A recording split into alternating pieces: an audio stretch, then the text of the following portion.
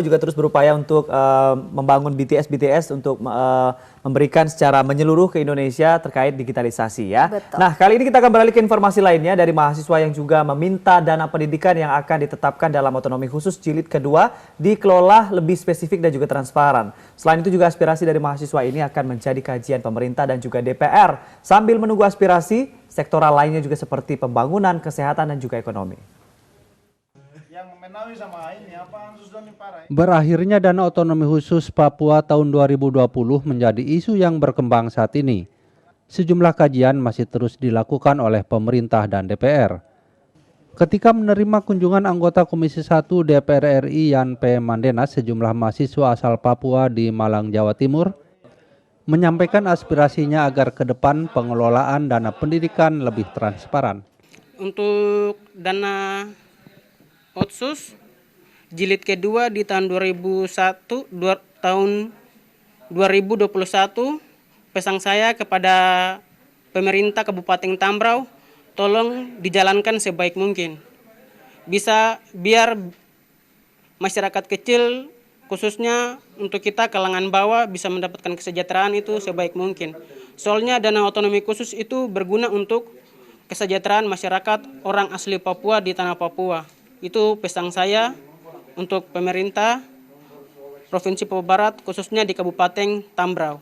Anggota Komisi 1 DPR Yan P. Mandenas mengatakan untuk dana pendidikan, pihaknya tengah menyiapkan konsep agar ditangani lembaga khusus yang berada di bawah Presiden.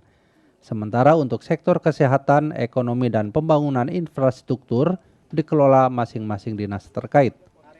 Pentingnya sektor pendidikan itu menurutnya agar ada jaminan pembangunan SDM Papua yang lebih baik. Jadi saya pikir kalau hanya 10-20 ribu mahasiswa, masa pemerintah tidak mampu untuk biayai dengan anggaran Otsus yang besar itu? Seharusnya anggaran pendidikan, Otsus ada maupun tidak ada, pemerintah pusat tetap mengalokasikan anggaran pendidikan selamanya untuk peningkatan SDM Papua. Itu. Jadi jangan sampai Otsus baru kita suarakan pendidikan. Tanpa Otsus pun pendidikan menjadi prioritas penting untuk pemerintah pusat sebagai bagian dari bagaimana menyiapkan SDM Papua agar suatu saat orang Papua akan bisa memimpin bukan saja di tanah Papua, memimpin di seluruh Indonesia bahkan seluruh dunia. Komisi 1 DPR dijadwalkan akan melakukan kajian tentang dana Otsus Papua setelah 17 Agustus mendatang dengan mendatangi langsung masyarakat dan Pemda setempat. Kajian ini berupa evaluasi dana Otsus yang akan berakhir tahun ini dan menyerap aspirasi untuk Otsus tahap selanjutnya tahun 2021. Yang penting dipahami menurut Asisten Bidang Perekonomian dan Kesra Sekda Papua Muhammad Musad, yakni yang berakhir bukan Undang-Undang Otsus Papua, namun dana Otsus sebesar 2% yang setara dengan dana alokasi umum nasional. Iya, Anggi, itu dia